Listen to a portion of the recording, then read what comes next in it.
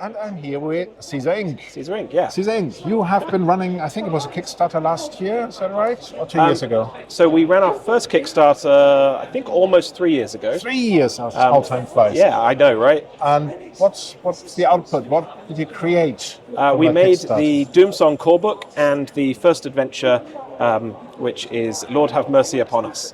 And that's why you've got this lovely get-up yes. as well. Because God is dead. Well, look at all the awards you won as well. Emmys and on tabletop and best art. And it's been a busy few years. But it's a lovely game. I had a quick look with you yesterday. Yeah. And I just wanted to come back and have another look and see whether you can talk us through what it all is. Absolutely. So do you want us to step over there? Step over where? Over this side? Over there, yeah. Okay. Sure. Then I'll swivel the camera if I remember how to do that. Look at this brilliant packaging. Yes, these are all wrapped by the writer. If she ever feels overwhelmed, like we're overworking her, she just goes into the front room and wraps 100 boxes. So Doomsong is? Doomsong is a horror RPG set in a medieval fantasy world on the cusp of a biblical apocalypse. So that is a biblical apocalypse in a four horsemen sense. The gates of hell are closed and the dead no longer stay dead. In Lord Have Mercy Upon Us, you play as gravediggers. So whereas once your job was to bury the dead, now your job is to rebury them. But you get no extra remuneration or appreciation for your hard work. That's just mean. It's a union. Gravediggers union. Absolutely. Unions are unacceptable in guilds. That's not... Put an end to that. So the villain of that book is Pestilence, Father Plague himself, the first Lamantide of the apocalypse. Anyone who was following our Kickstarter last year, our second Kickstarter, will know that the villain of the second adventure will be Famine. So our goal as a company is to make 4 adventures that chronicle the downfall. Exactly. That chronicle the downfall of the setting. Because I think as a sort of reward for players who play all 4 adventures, seeing the world crumble is quite an exciting, to have been there for it. Is there a horse called Binky in it? Well, that would be spoilers, wouldn't it? Okay. It's Death's Horse from Terry Pratchett, if anybody doesn't get that. Yeah, that would be book 3, I think. Okay. You'll find out, maybe. Right, so you've got so many lovely materials here. Can you take me through them a bit? Yeah, so this is the core book, which is 300-something pages of lore, rules. You've got the character creator here, which is a kind of a mix of a choose-your-own-adventure and a series of random tables. Yeah. So one of the fun things about creating characters was, because it's a horror game, the character turnover is quite high. Yeah, so you need to have a random name table. Yeah, you don't want people just creating duplicates of their old characters. So there are things that you can choose and things that you can't choose when making your character.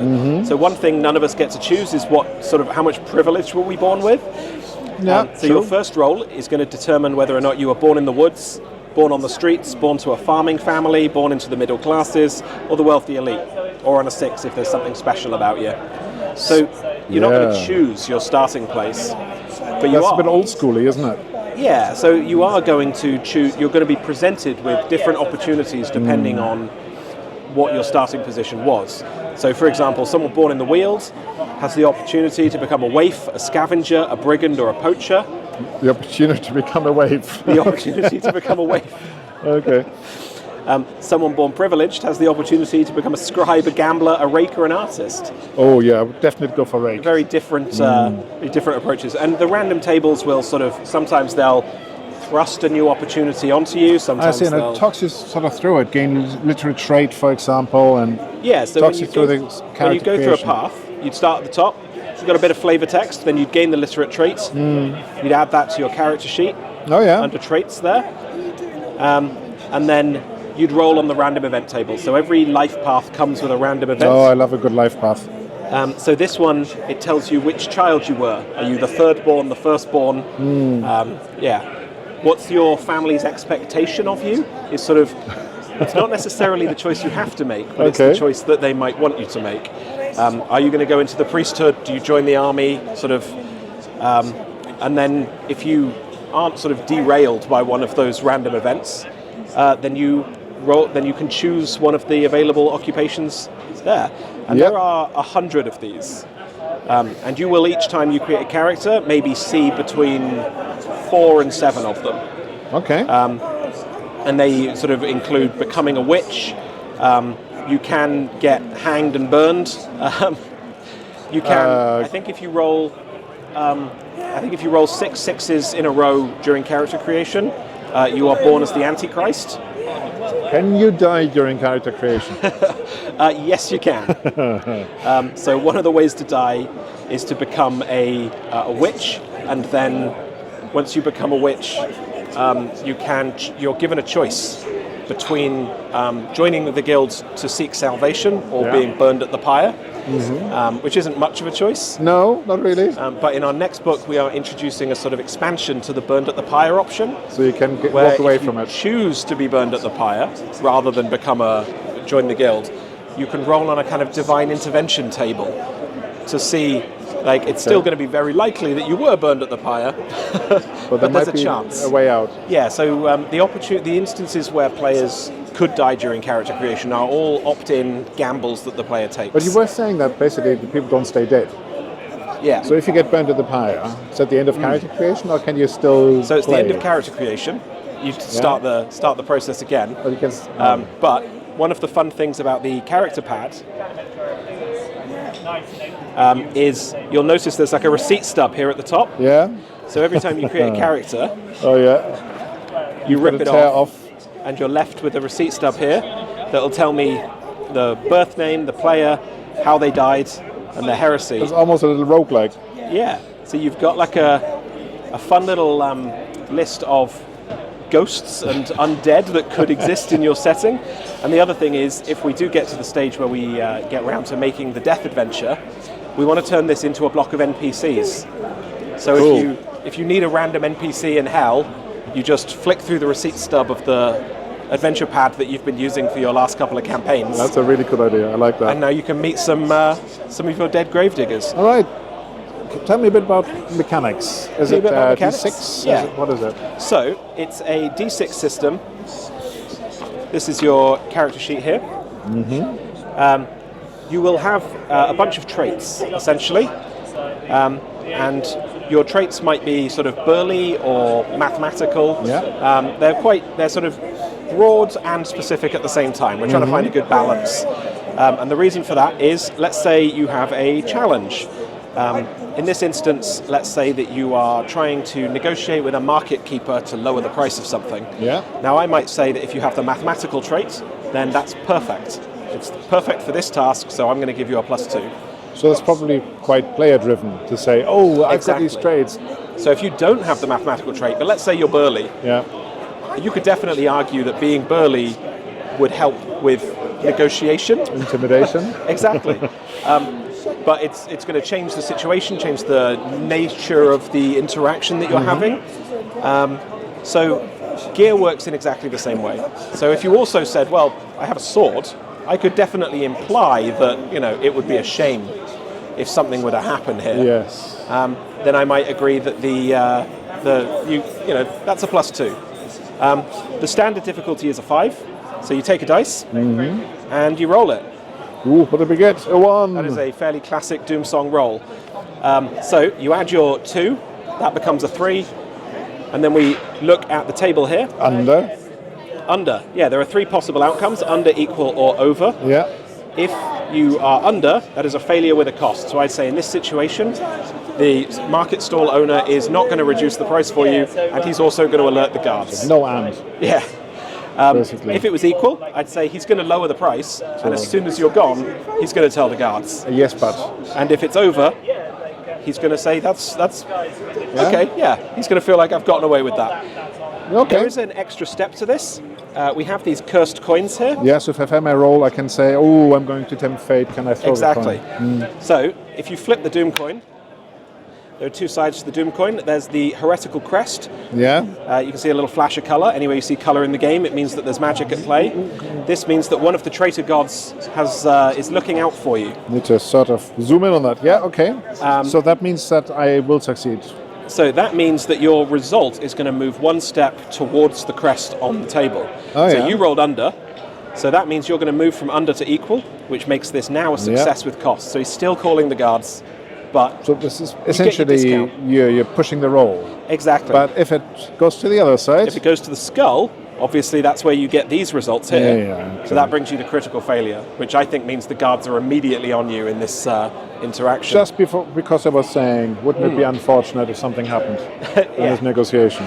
So what this means is that critical failure is locked behind player choice. Yeah. So in a horror game, it's very easy to feel like the GM is picking on you, and for GMs to start going easy on players.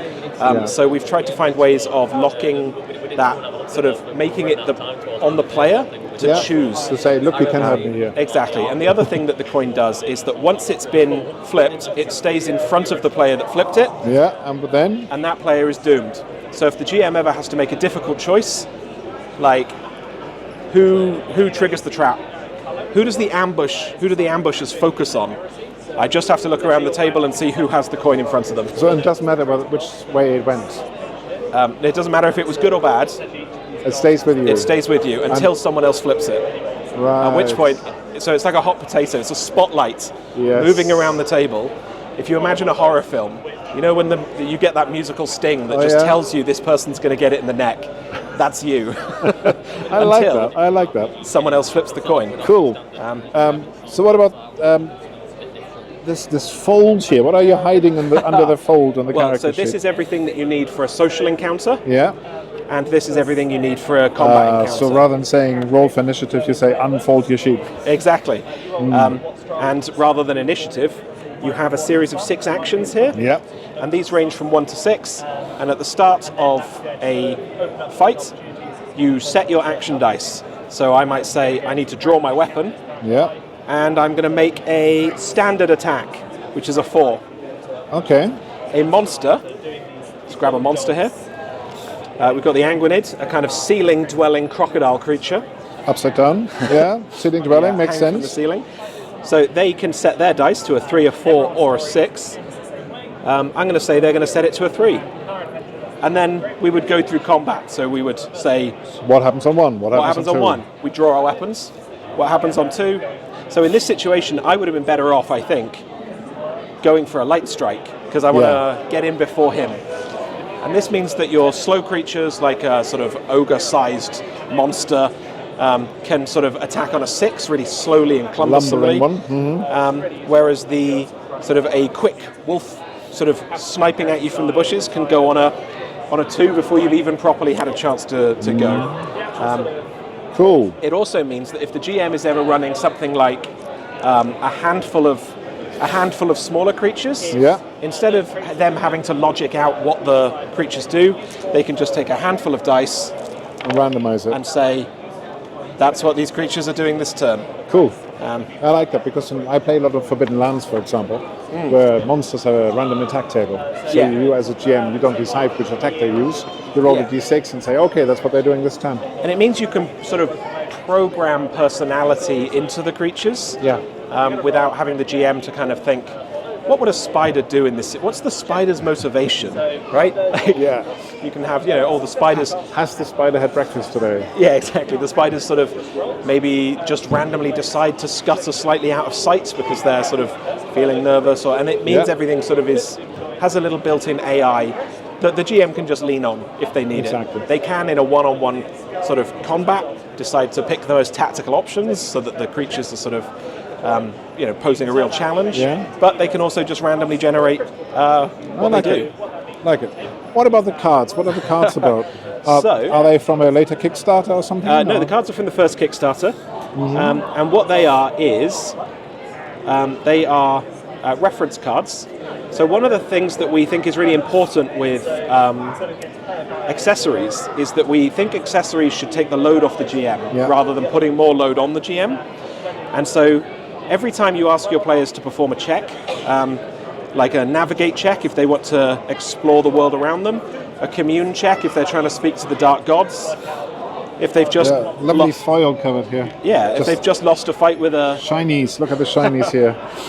They've just lost a fight with a monster, then you might ask them to make the death check. Struggle check if they're sort of trapped. Surgery if they're trying to put their friends together.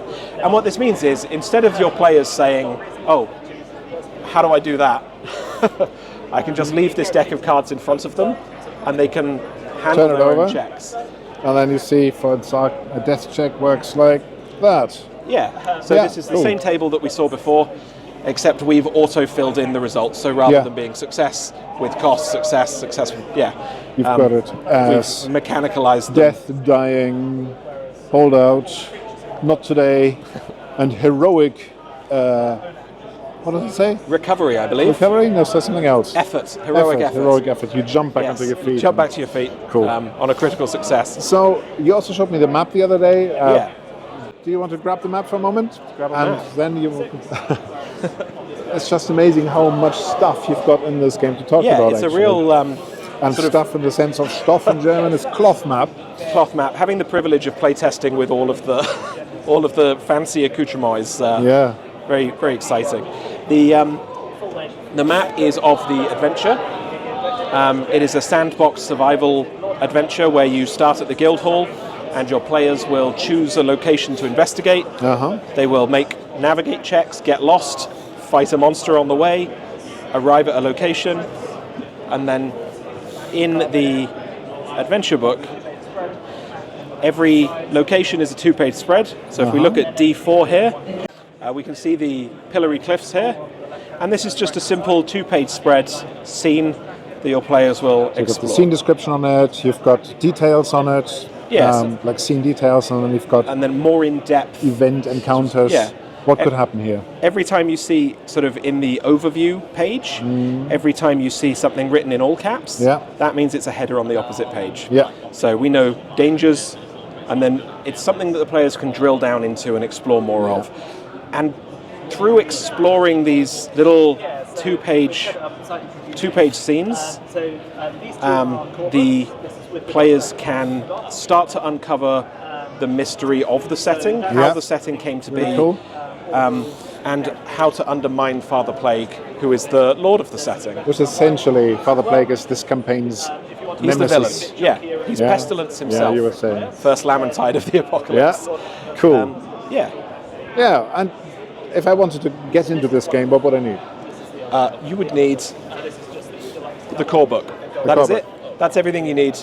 Most people have a coin and some D6s lying around their house. Yeah, I've got a D&D Paladin coin for some reason. There are character sheets available to download from our website.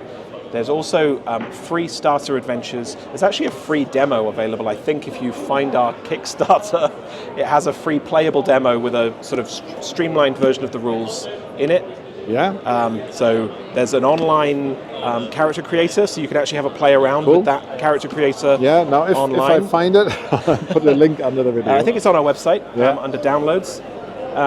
We also have a Discord where people set up games and play lots of games, and we have a Patreon with a free level where we put new monsters, new spells, new witches, and just essentially stuff that would otherwise end up on the cutting room floor as we're developing the game. Because the book is quite thick already, isn't it? You can't add pages and pages and pages. So we probably, by the end of the year, have like a 600-page book and only 300 pages to print on. So a lot of stuff is going to end up on the Patreon for free for people to check out. It sounds really, really interesting, I have to say. I might have to go and buy a copy now. But make that happen. Thank you very much for your time explaining the game. Thank you too. It was good to meet you.